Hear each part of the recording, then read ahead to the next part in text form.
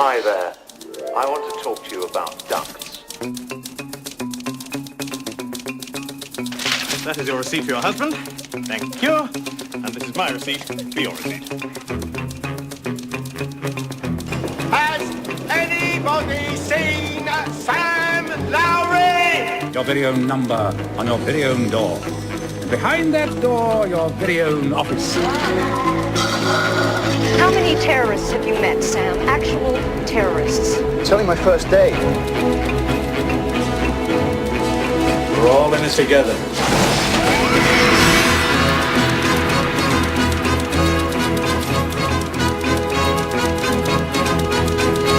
I don't want anything. Of course you want something. You must have hopes, wishes, dreams. No, nothing. Not even dreams.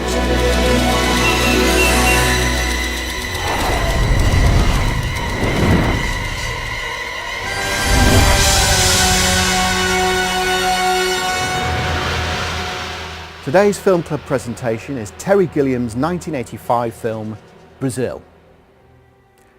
Terry Gilliam had made a name for himself as the anarchic animator behind Monty Python's Flying Circus. He'd then gone on to direct their big screen debut, Monty Python and the Holy Grail.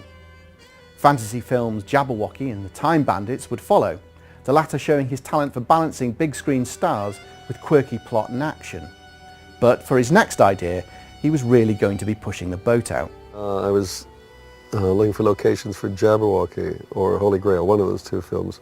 And it's, we were in Wales, and Port Talbot is a steel town that has fallen on hard times. And I was out on the beach in the evening, and it's the most dismal place in the world because there's these great jetties and conveyor belts that carried the coal from the ships up to the steel plants.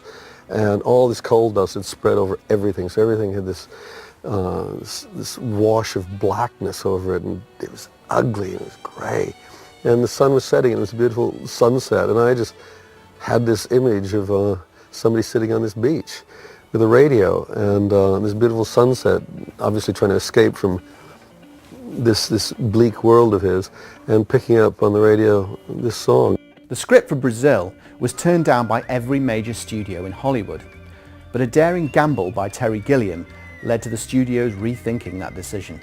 After everybody passed on Brazil, I was offered this project by Fox, which they said if I did that, we could then do Brazil, and in their wisdom, what had happened was a project that was in their mind an A project, it was the best project in town, best script, and so clearly they had gone to the best directors, Spielberg and all, and they'd all passed, but eventually they got down to me, somewhere down the list. But if you're having the top project, you've always got to have the top director, so you're elevated so suddenly I'm elevated to top director status with top project. And when I turned it down, they were bemused, and they said, why? And I said, because I want to do this other film.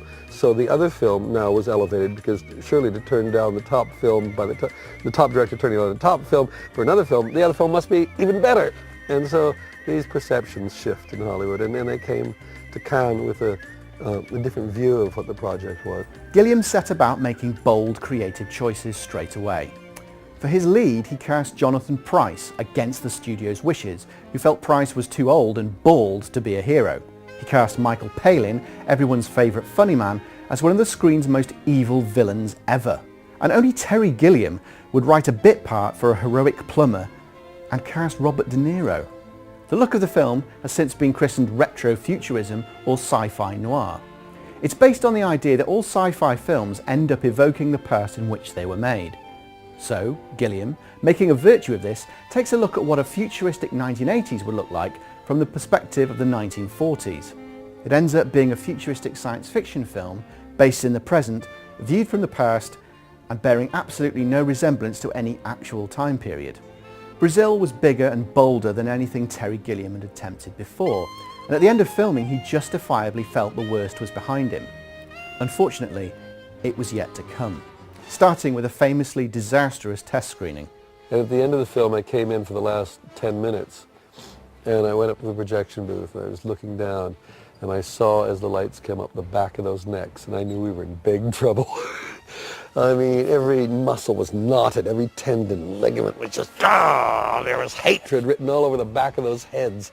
With the film seemingly in trouble, the studio invoked their right to recut the film themselves against Gilliam's wishes. They had decided that the theme of the film was Love Conquers All, which is the first I had realized that's what we had made, but it was nice, you know. And they started to work on this thing. And I don't know where it was going. And I would get calls from the editor occasionally wanting my input. What do you mean you want my input? Yeah, but we're saving your film. No, you're killing my film. You're destroying it. You've taken the child and you're asking which limb do you want chopped off? His right leg, his left leg? Come on. And that's what you're asking me. You're not asking. And he was shocked. He couldn't understand that I wouldn't cooperate in every possible way to get that film out. With the film now out of his hands, Gilliam understandably felt helpless and frustrated. It wasn't helped by the fact that he wasn't allowed to show his version of the film to critics to get a response. Also, Universal head Sid Sheinberg seemed to be just sitting on the film, as the studio's version was nowhere to be seen either. Gilliam again took drastic action. I remember calling the next day, calling up Variety and said, I want to take out this ad. I want a full-page ad, and I want it bordered in a black border on it like a funeral announcement, an obituary, and then in the middle in just simple type, with a lot of white space around, just Dear Sid Sheinberg, when are you going to release my film Brazil? Signed, Terry Gilliam. And I think it cost me $1,500 or £1,500, I can't remember, it was something. And they did it. And then you forget about it, and then a week later it comes out, and you go blithely down to the newsagent, and you get the thing, and you open it up, and you realize you've just damned yourself forever in Hollywood. because it was just, I was stunned by it. I was shocked as much as everybody else was, I'm sure, because I suddenly realized what I had done. The studio's Love Conquers All version was finally to be released in America, but not before critics were treated to a secret screening of Gilliam's original version. They all agreed it was a towering achievement and awarded it the LA Film Critics Award for Best Picture. The studio, now embarrassed, had to release Gilliam's version, although their version was used for television and video releases. If you enjoy Brazil, it's a good idea to avoid this version at all costs. It's a whole hour shorter with a terrible alternative ending. It is interesting, however, from a theoretical point of view. The studio version actually supports the filmmaker's real-life optimistic viewpoint that the imagination can win, whilst Gilliam's version shows that the system is all-powerful.